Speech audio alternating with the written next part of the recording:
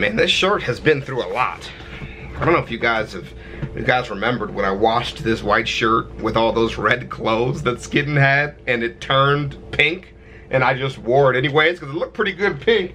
And then I washed it again, and it was like an off white, and now it's just back to being white again. So there we go. We're back in it, in my my best in black shirt.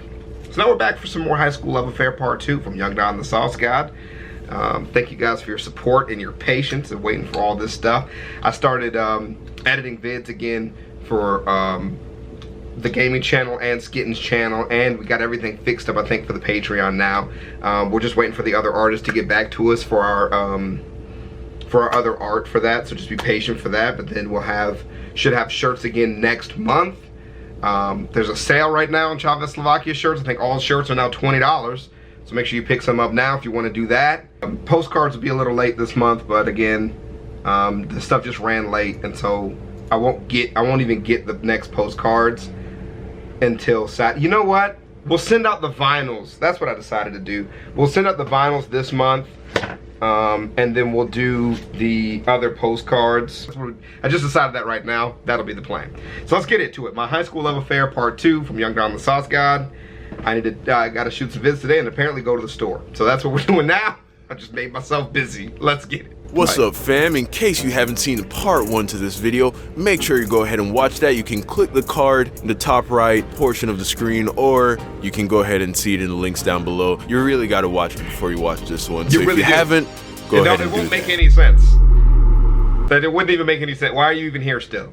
Stop even being here. Go away.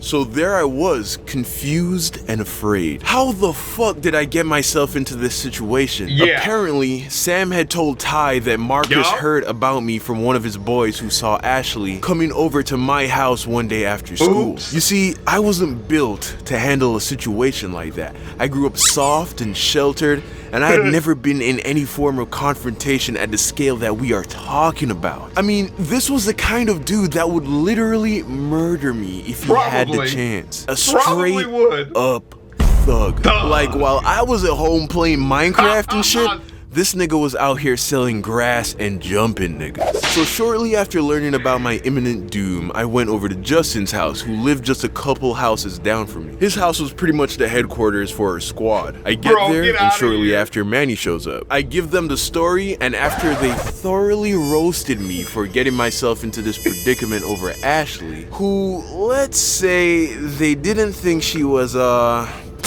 worth this kind of trouble, to say the least. But what can I say? She had plump pink lollipop lips and a fat ass. Nigga, I was weak. So we come up with a plan. Basically, whenever possible, I would catch a ride home with one of my boys like the flattest ass from the squad. Whenever that wasn't possible, I would be escorted home by at least one of my homies, usually Justin. I'm not kidding, fam. I hope y'all realize the extent of how serious this was. I mean, after all the roasting and jokes, every single one of my boys was genuinely concerned for my safety. I fucked up. This went on for a whole week straight. I watched my back like a hawk. I didn't trust anyone besides my boys. Because like I said, Marcus was close with a lot of dudes from our school. He was apparently a star athlete when he was a student, so he had connections on just about every athletic team. One day, about a week after I learned that my days were numbered, as I was leaving school, who do I see pull up in the parking lot? Well, it wasn't goddamn Santa Claus, my nigga. The moment I saw him, I ran and took cover behind a column. I knew that he didn't see me, so I just stood there and waited for him to leave. I must have stood there for what felt like 20 minutes. He hid behind the column like a ninja. I was literally starting to get sick from all the constant stress that this situation put me under. I couldn't eat, I couldn't sleep. Shit, I don't even know if I could jerk off. Damn. All right, okay, that's a lie. I probably most definitely for sure did that. But you get the point. I just wanted it all to end. Another week or so goes by, and slowly I started to worry less and less. I figured that if he really wanted to get to me, and he really knew who I was, then he would have jumped me by now. Eventually, I managed to relax about the whole situation. It was finally basketball season, I was over Ashley, and things started to feel normal again. A few days later, my basketball team had a home game in the evening. I was a varsity starter, and although I was still pretty trash at that point compared to how good I was when I stopped playing basketball 3 years later, I still had a blast playing. It was my escape from all my worries. So there I was. It's about the third quarter, and I'm sitting on the bench beside Manny, who was also on the team. So I'm sitting there, and then Manny leans into me and says, don't look back, okay? And don't freak out. But Marcus is sitting right behind you. He's a couple rows back in the stands. Don't look back. But I think today's the day, bro. But don't worry, I got you. So it's come to this. This is how it all ends. This nigga is gonna beat my ass on my own fucking basketball court in front of my schoolmates, my team, my friends, my family. Of course, this was his plan all along. Bravo, good sir.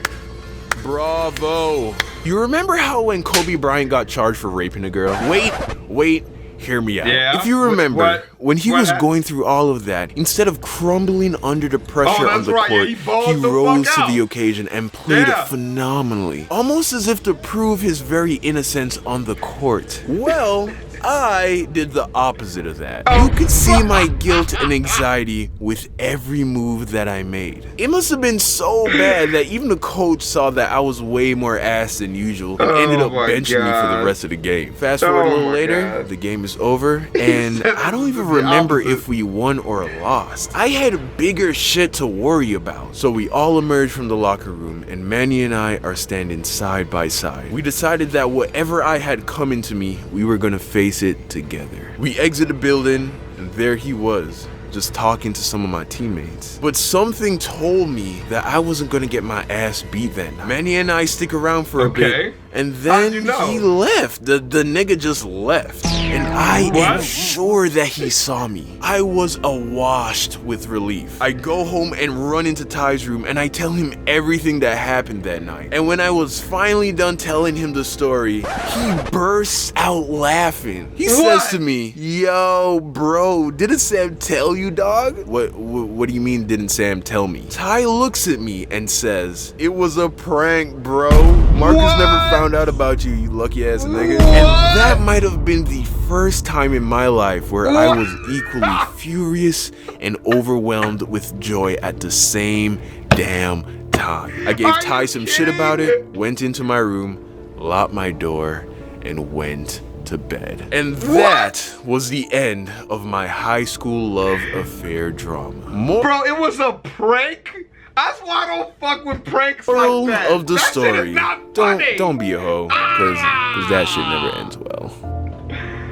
Oh my god. What's up, fam? Big thank you to all my supporters who went above and beyond and shared my last video on Twitter and shouted me out on the gram. I wouldn't be working half as hard as I am to get these videos out to you guys as quickly as possible if I didn't have the kind of support that I get from you guys. In just the last 5 days since I posted part 1 to this video series, the family has grown by over 100 people. That's amazing. Yeah. And hey, you know what though? This is from like last year back when he was grown, but that's what people have to understand. Like when you watch your fan base grow and you see your shit being shared around, it really does mean a lot. And that's why people like Young Guy and the Sauce Guy really deserve support, man, because they're just content creators that have been out there grinding and really just deserve acknowledgement for the shit that they do. So shouts out to him. Make sure you keep showing him some love, and we'll be around. ChavezzSlovakia. Thank y'all for rolling through.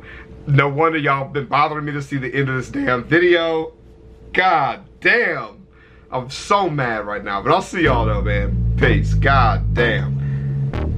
Fucking prank, bro.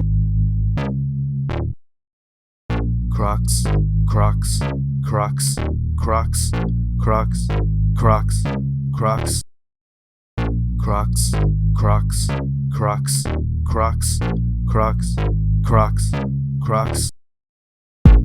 I'm rocking Crocs. I'm rocking Crocs. I'm rocking Crocs. Wearing Crocs, boy. I'm rocking Crocs. I'm rocking Crocs. I'm rocking Crocs. Wearing Crocs, boy. My Crocs are gold. My pops is old. My Crocs got soul. My Crocs are bold. I go to church wearing Crocs. I'm always turned wearing Crocs. My Crocs are great. Your Crocs are lame. With my Crocs, I can cross a lake. Crocs, Crocs, Crocs, Crocs, Crocs, Crocs, Crocs, Crocs, Crocs, Crocs, Crocs, Crocs.